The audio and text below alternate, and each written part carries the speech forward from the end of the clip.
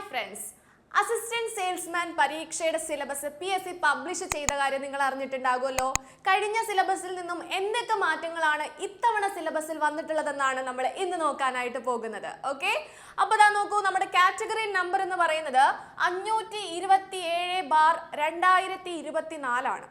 ഇവിടെ നമുക്ക് പ്രധാനമായും പഠിക്കേണ്ടുന്നത് സാധാരണ LDC മെയിൻസ് പരീക്ഷയിലുള്ള കുറെ കാര്യങ്ങളൊക്കെ തന്നെയാണ്. ഓൾമോസ്റ്റ് അതേ സിലബസ് ഒക്കെ തന്നെയാണ് ഇങ്ങോട്ടേക്കും വരുന്നത്. ചില ഇതിൽ മാത്രമേ വ്യത്യാസങ്ങൾ വരുന്നുള്ളൂ.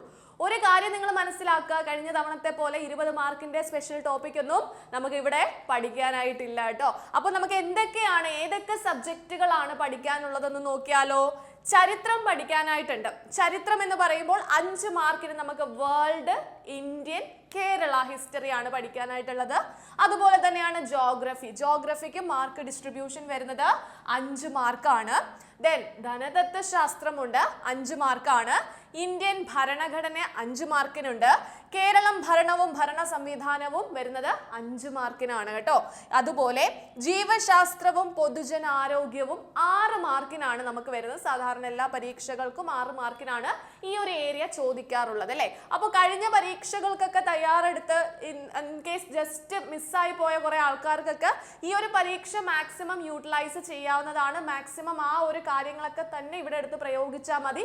അവിടെ എന്ത് പോരായ്മ സംഭവിച്ചോ അത് ഒന്ന് മെയിൻറ്റെയിൻ ചെയ്ത് ഈ ഒരു പരീക്ഷയ്ക്ക് തയ്യാറെടുക്കുകയാണെങ്കിൽ തീർച്ചയായും നമുക്ക് ഈ ഒരു എക്സാം ക്രാക്ക് ചെയ്യാനായിട്ട് സാധിക്കുന്നതാണ്. അതുപോലെ ബാക്കിയുള്ള സബ്ജക്റ്റുകൾ നോക്കാം. ഭൗതിക ശാസ്ത്രം വരുന്നത് 3 മാർക്കിനാണ്. രസതന്ത്രവും 3 മാർക്കിനാണ്. കലാ, കായികം, സാഹിത്യം, സംസ്കാരം വരുന്നത് 5 മാർക്കിനാണ്. ദെൻ കമ്പ്യൂട്ടറിന്റെ അടിസ്ഥാന വിവരങ്ങളുണ്ട്, അത് 3 മാർക്കിനാണ് ചോദിക്കുന്നത്. സുപ്രധാന നിയമങ്ങൾ, ഇതെല്ലാം പഴയ ആ ഒരു സിലബസിലുള്ള സെയിം ടോപ്പിക്സ് തന്നെയാണ്. അതിനകത്ത് ടോപ്പിക്സിനകത്ത് വലിയ വ്യത്യാസങ്ങളൊന്നും വന്നിട്ടില്ല. അതായത് മറ്റുള്ള പരീക്ഷകൾക്ക്, അതായത് നമ്മുടെ 10th മെയിൻസ് പരീക്ഷയ്ക്കൊക്കെ വന്നിട്ടുള്ള ആ ഓൾമോസ്റ്റ് ആ സെയിം സിലബസ് തന്നെയാണ് ഇവിടെ നമുക്ക് തന്നിട്ടുള്ളത്.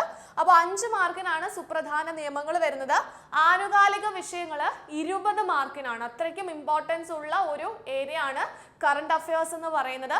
സോ അത്രയും ഇമ്പോർട്ടൻസ് കൊടുത്ത് പഠിക്കുകയാണെങ്കിൽ നമുക്ക് ആ 20 മാർക്കും നേടിയെടുക്കാനായിട്ട് സാധിക്കും. അതുപോലെ തന്നെ എന്താണ് നമ്മുടെ മാത്സ് അല്ലെ, ലഘുഗണിതവും മാനസിക ശേഷിയും നിരീക്ഷണ പാഠവ പരിശോധനയും വരുന്നത് 10 മാർക്കിനാണ്. General English 10 മാർക്കിനാണ്. അതുപോലെ തന്നെ മലയാളം അല്ലെ, നമ്മുടെ പ്രാദേശിക ഭാഷ വരുന്നത് 10 മാർക്കിനാണ്. അപ്പോൾ ഇങ്ങനെയാണ് ഈ ഒരു പരീക്ഷയുടെ ആ ഒരു സിലബസ് നമുക്ക് തന്നിട്ടുള്ളത്.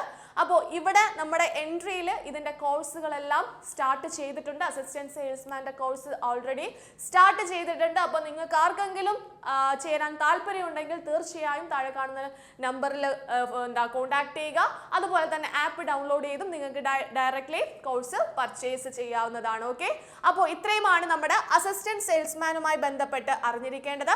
അപ്പോൾ പരീക്ഷ തയ്യാറെടുപ്പുകൾ ഒട്ടും വൈകാതെ തന്നെ തുടങ്ങുക. മാക്സിമം ഈ ഒരു 2025 നടക്കുന്ന വിവിധ പരീക്ഷകളിൽ ഏതെങ്കിലും ഒന്നിൽ നമുക്ക് കയറി കൂടിയേ പറ്റുള്ളൂ.